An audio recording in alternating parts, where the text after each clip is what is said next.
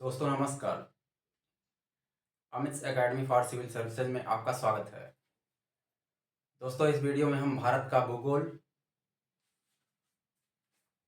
भारत की भू आकृतियों को पढ़ेंगे। भारत का भूगोल में भारत की भू आकृतियाँ।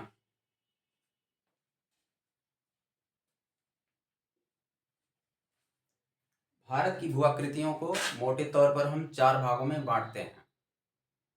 पहला है हिमालय पर्वत, दूसरा है उत्तर का विशाल मैदान, तीसरा प्रायद्वीपीय पठार और चौथा तट और द्वीप। तो सबसे पहले हम हिमालय के बारे में जानेंगे। आइए देखते हैं।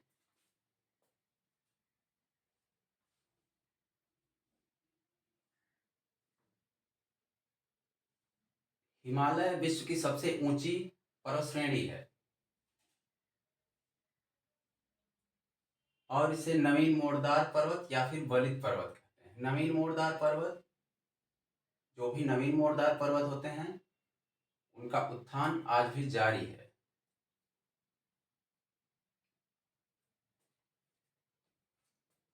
हिमालय में पश्चिम से पूर्व की तरफ जैसे हम आगे बढ़ते हैं, ऊंचाई बढ़ती जाती है और चौड़ाई कम होती जाती है। उत्तर से दक्षिण दिशा की तरफ हिमालय के विभिन्न नाम हैं। पहला है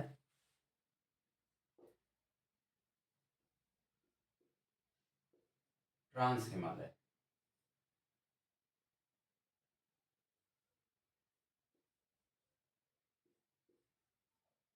दूसरा महान हिमालय, महान हिमालय,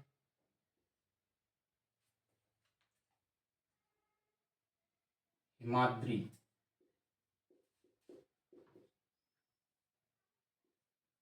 या सर्वोच्च हिमालय।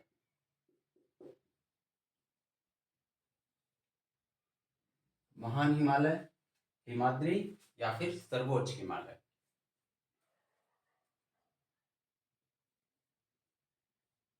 तीसरा है लघु हिमालय, लघु, मध्य हिमालय या फिर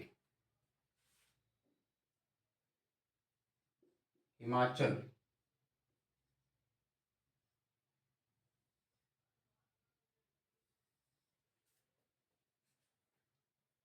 चौथे को हम बोलते हैं सबसे दक्षिणी भाग जो है बाह्य हिमालय। हिमालय का सबसे बाहरी हिस्सा है, सबसे नीचे की तरफ है, तो बाह्य हिमालय।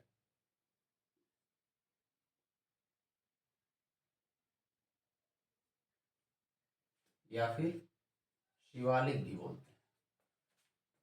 ये शिवालिक श्रृंखला है सबसे नीचे, तो शिवालिक हो गया।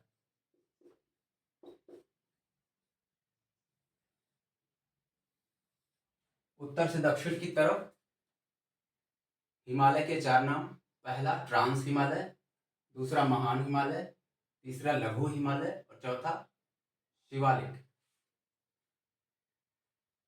सबसे पहले ट्रांस हिमालय में ये 3 श्रेणियां हैं, काराकोरम, लद्दाख और जास्कर। ये तीनों मिल करके यहाँ से यहाँ तक का भाग ट्रांस हिमालय कहलाता है। काराकोरम, लद्दाख और जास्कर। काराकोरम श्रेणी में ही भारत का केटू पर्वत, भारत का सबसे ऊंचा पर्वत है, 8611 मीटर, और विश्व का दूसरा सबसे ऊंचा पर्वत है। माउंट एवरेस्ट के बाद केटू दूसरा सबसे ऊंचा पर्वत है।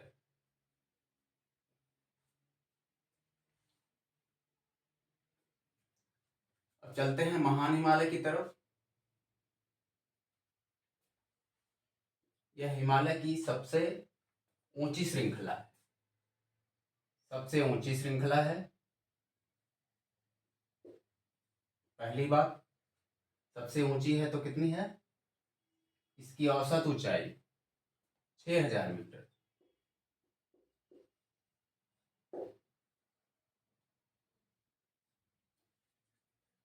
हिमालय के सभी ऊंचे पर्वत इसी श्रृंखला में होते हैं। माउंट एवरेस्ट, कंचनजंगा आदि ऊंचे पर्वत महान हिमाद्री या फिर सर्वोच्च हिमालय वाली श्रृंखला में आते हैं। फिर तीसरा है लघु हिमालय। ये हो गया महान हिमालय जहां बृहद लिखा हुआ है, उसके नीचे है लघु हिमालय। इसकी औसत ऊंचाई 4000 मीटर।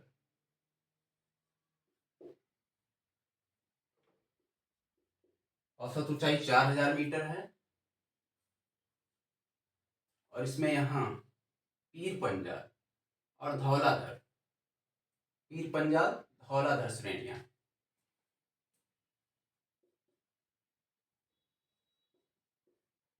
पीर पंजाल धौलाधर आदि श्रेणियां आती हैं।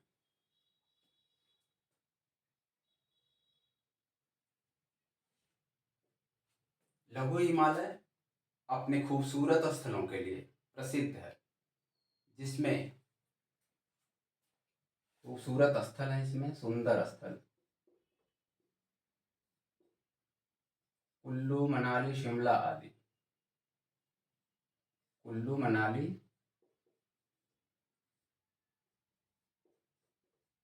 शिमला, ये सारे सुंदर स्थल लघु हिमालय में। फिर आता है बाह्य हिमालय। बाह्य हिमालय, जैसा कि बाह्य लिखा हुआ है, ये हिमालय का सबसे दक्षिणी छोर है, सबसे दक्षिण में पड़ता है। पहली बात, सबसे दक्षिणी है। बाह्य हिमालय को हम शिवालिक भी बोलते हैं। दक्षिणी के बाद यह हिमालय की सबसे नई श्रृंखला है, सबसे बाद में इसका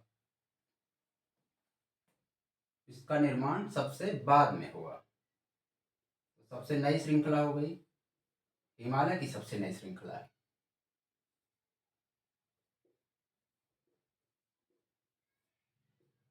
और खंडित अवस्था में है, सतत नहीं है, जैसे यहाँ ऐसे खंडित खंडित है। और ये बृहद हिमालय आप देख रहे हैं कि लगातार है, इसको हम सतत बोलते हैं, सतत अवस्था। तो हिमालय की सबसे खंडित है श्रृंखला।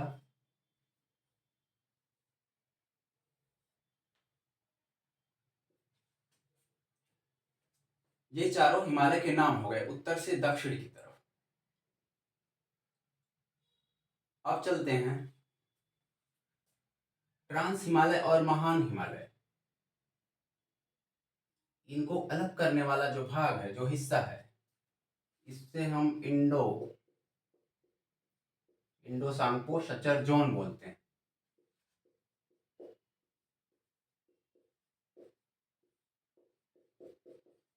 शचर जोन। महान हिमालय और लघु हिमालय को अलग करने वाला, इसे हम बोलते हैं main central thrust.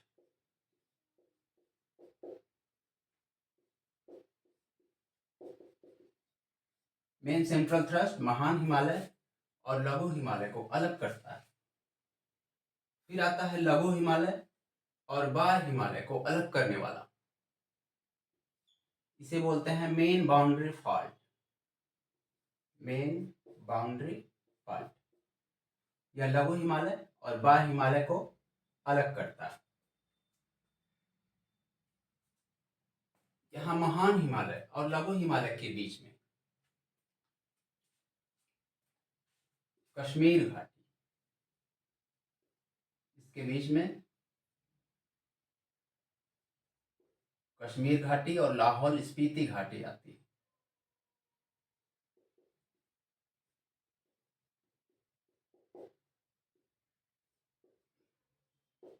Lahaul Spiti, Kullu, Kangra आदि घाटियां आती हैं।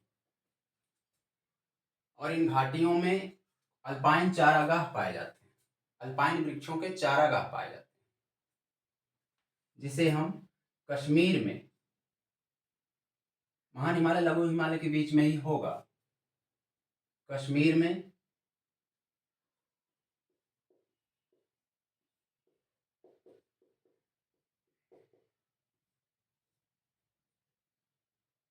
कश्मीर में मर्ग कहते हैं और उत्तराखंड में बुग्याल और पयार।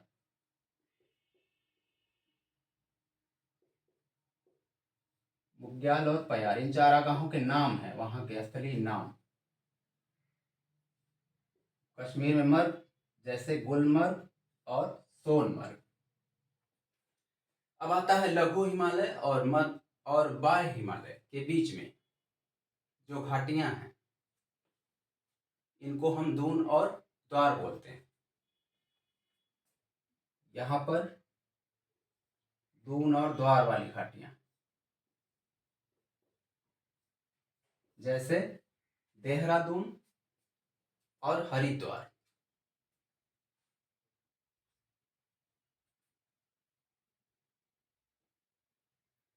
ये हिमालय के चारों नाम हो गए। अब नदियों के आधार पर हिमालय के नाम को हम जानते हैं। परीक्षा में पूछा जाता है नदियों के आधार पर। तो हिमालय यहाँ सिंधु से लेकर सिंधु नदी से यहाँ दिहांग तक विस्तृत है। इसके बीच में सतलज, काली और तीस्ता नदियां। इन नदियों के बीच के जो हिस्से हैं, सिंधु से सतलज तक, सतलज से काली तक, काली से तीस्ता तक और तीस्ता से दिहांग तक, इनके बीच वाले स्थान को भी कुछ नाम दिए गए हैं। सिंधु से सतलज तक ये हिस्सा पड़ता है पंजाब और कश्मीर में, तो इसको हम पंजाब हिमालय और कश्मीर हिमालय बोलते हैं नदियों के आधार पर। फिर आता है सतलज से काली,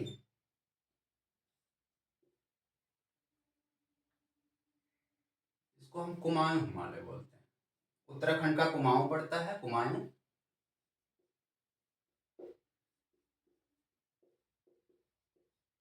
कुमाऊं या कुमायूं जो भी बोले, तो कुमाऊं हिमालय हो गया। फिर काली से तीस्ता नदी, यहां से यहां तक,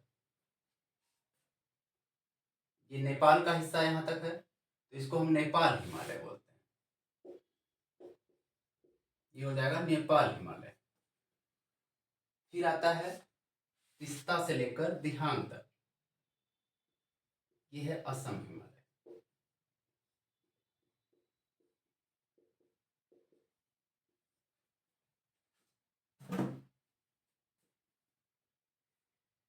ये हिमालय वाला एक हिस्सा पूरा हो गया है।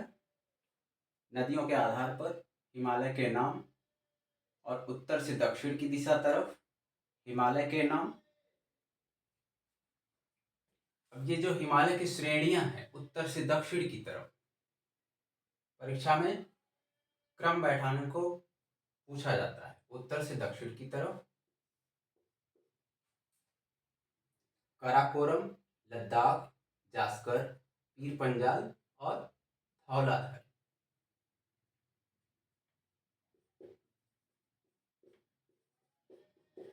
काराकोरम श्रेणी,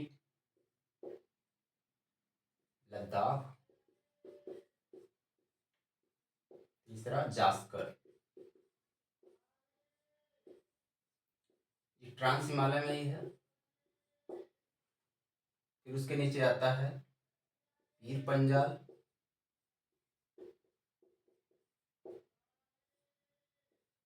और धौलाधर।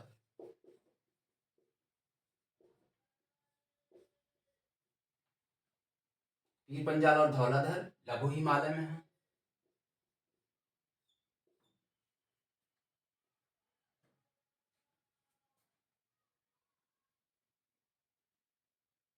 अगर ये नहीं याद होता है उत्तर से दक्षिण की तरफ ये श्रेणियां, तो इसको हम लिख देंगे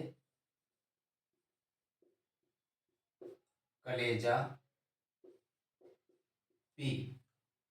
इतना याद रखेंगे। सबसे नीचे धौलाधर है, तो हो जाएगा काराकोरम, लद्दाख, जास्कर और पीर पंजाल।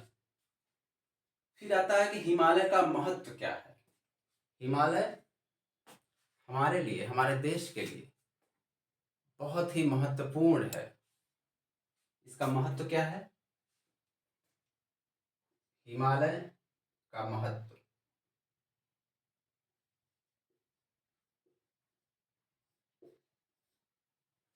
सबसे पहले तो यह हमारे देश के लिए प्राकृतिक और राजनीतिक सीमा बनाता है। पर्वत ये सब प्राकृतिक धरातल हैं, तो प्राकृतिक सीमा बनाता है। और राजनीतिक सीमा, राजनीतिक सीमा का मतलब हो गया कि जहां पर एक देश की सीमा किसी दूसरे देश से लगे, उसे राजनीतिक सीमा बोलते हैं। दूसरा हो जाएगा जलवायु। यह भारत की जलवायु को निर्धारित करता है। यहाँ से आने वाली मानसूनी हवाओं को, मानसून को रोककर भारत में ऐसे रोके रखता है। ये दीवार की तरह है, काफी ऊंचा है। मानसूनी हवाएं जब इधर से आती हैं, यहाँ रोककर भारत में पर्याप्त वर्षा करवाता है। जलवायु को निर्धारित करता है।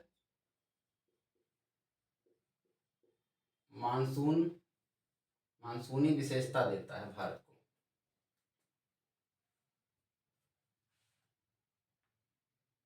फिर उसके बाद सर्दियों में आने वाली ध्रुवीय हवाओं को, उत्तर से यहाँ आने वाली ध्रुवीय हवाओं को रोक देता है इधर, जिससे हम लोग ठंड के प्रकोप से बच पाते हैं। नहीं तो बहुत ज़्यादा ठंड पड़ती है और बारिश भी नहीं होती। जलवायु को निर्धारित किया।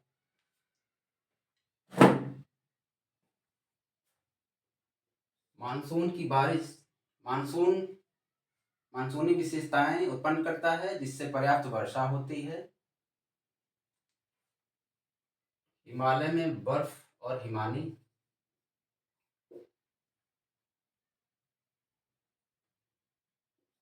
हिमानियों की वजह से यहाँ की नदियाँ सतत वाहिनी होती है। बर्फ पिघलती रहती है तो नदियाँ हमेशा उसमें जल रहता है, जिससे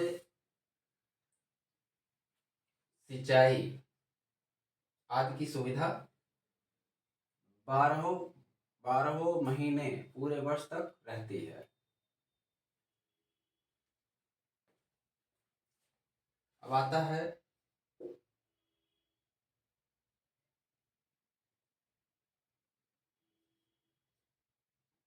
हिमालय नदियों द्वारा जलोढ़ मैदानों का निर्माण करता है। उपजाऊ जलोढ़ मैदानों का निर्माण करता है, जिससे हम खाद्यान्न आदि में हम बहुत ही आगे हैं। भारत खाद्यान्न में दुनिया में पहले नंबर पे है, सर्वाधिक खाद्यान्न उत्पादन करता है।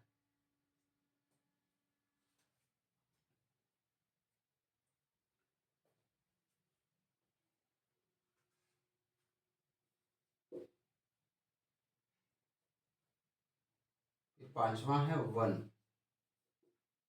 हिमालय में बहुत ही बहुमूल्य वन संपदा है, जिससे बहुमूल्य लकड़ियां और जैव विविधता, ये सारे भंडार हैं।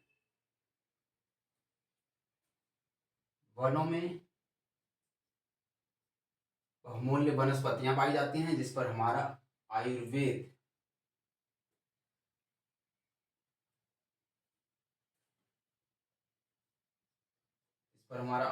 व्यवसाय पूरी तरह से निर्भर है। फिर छठा हो जाएगा पर्यटन। हिमालय की प्राकृतिक सुंदरता ऐसी है, यहाँ पर लघु हिमालय में हमने पढ़ा, इसमें सुंदर स्थल हैं कुल्लू, मनाली, शिमला आदि, जिसकी वजह से भारत पर्यटन में भी बहुत धनी है। तो ये सारे हो गए हिमालय का पूरा चैप्टर।